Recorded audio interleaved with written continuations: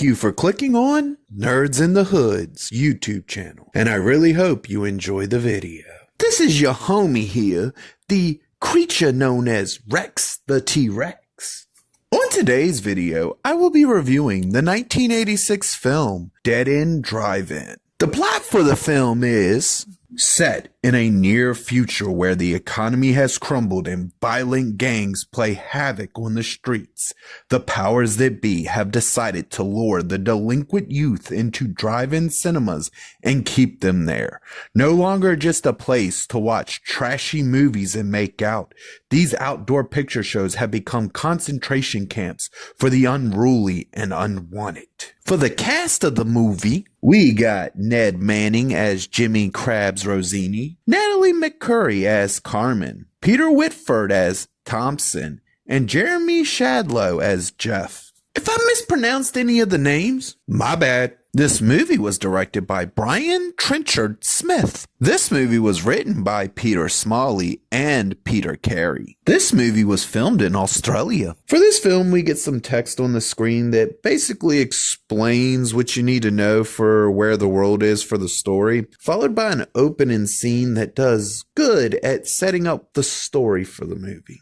An interesting thing about this film is due to the fact that it is filmed in Australia, it is in English, but it's not like your basic English or American English or European English. It's kind of a mixture of the three somewhat, with some words even that I wasn't fully familiar with when I first started watching this film, what they meant or how they were used. And it works for this film because it sets it up as this kind of dystopian world where these three versions of English have kind of become one.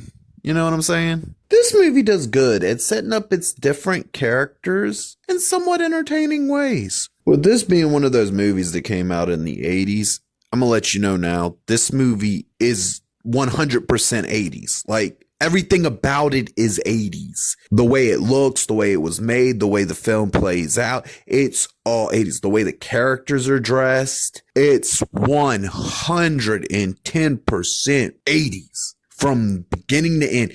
It's so damn 80s that you could tell. You could just look at it and be like, yep, that's the 80s. It's one of them deals. The music's 80s. The way they dress is extremely 80s. And it even has that uniqueness that the 80s had as an era, you know? And that's one of the cool things about this movie is the way that it really did capture the 80s. The area that it was made in, it did amazing at capturing that era. And it also, in this day, like watching it now, kind of makes it feel really, really unique, you know? It makes it stand out in this real cool way that by way things are today, it feels like it's like you really are looking in a mirror to a completely different world. This movie has a really simple story to it that is, it's good. It really is. And the way they were able to execute the story for this film is also pretty good. The acting for this movie was actually pretty good as well. It never got to any point where any of the actors really stood out in any way, shape, or form, but it was good enough to allow you to enjoy it. It never really hits any levels of bad either. It stays at basic good the whole way through.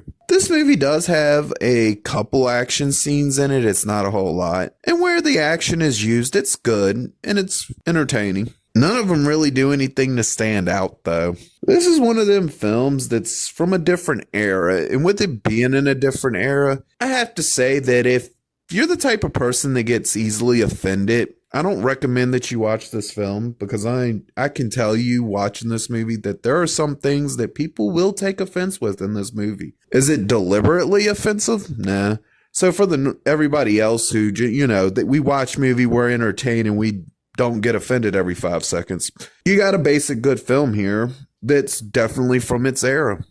But for the rest of y'all that get offended at everything, I don't recommend you watch this movie. One of the cool things about this movie, and it's actually due to the fact that it was created in a different times, is that you get some really weird and bizarre ass moments in it that are actually fully entertaining. And I feel like the reason of that is the fact that when this movie was made, you were allowed to be as creative as you wanted to do weird things that this movie does, and actually have it come out, and people would go and see it and be entertained by it. You don't get that too much nowadays, because nowadays you get what I like to call controlled creativity. And that's basically when you're given either a bunch of boxes that you have to check off for the thing that you're creating, or a bunch of things that you have to completely avoid when you're creating something to be able to create something. You don't get that with this movie. This movie feels like they were able to be as freely creative as they wanted it to be, and it really helped this movie and shows what true creativity can create. This film has a good soundtrack that fits the movie, and it does its job. The effects for this movie are good. They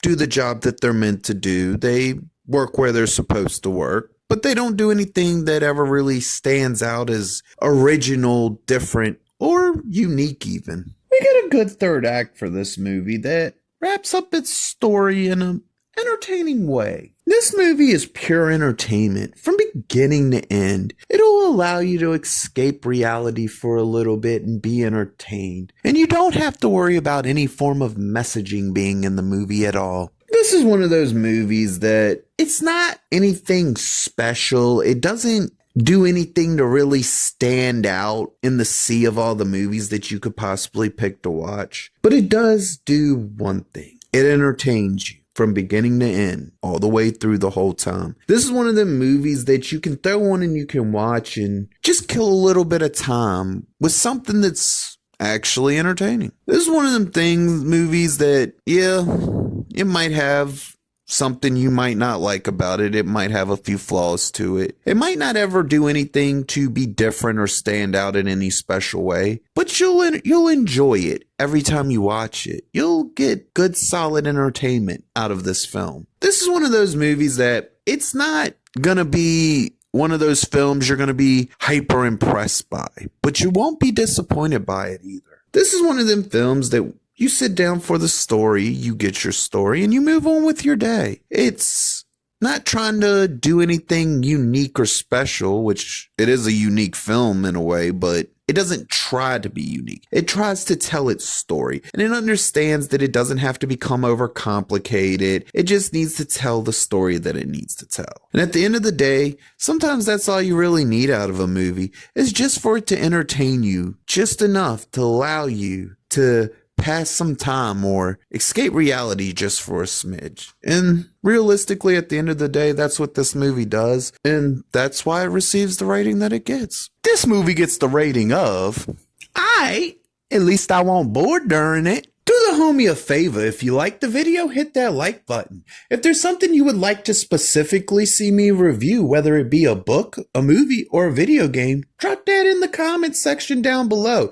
And don't forget to hit the subscribe button so you can get more of the homie, Rex the T-Rex.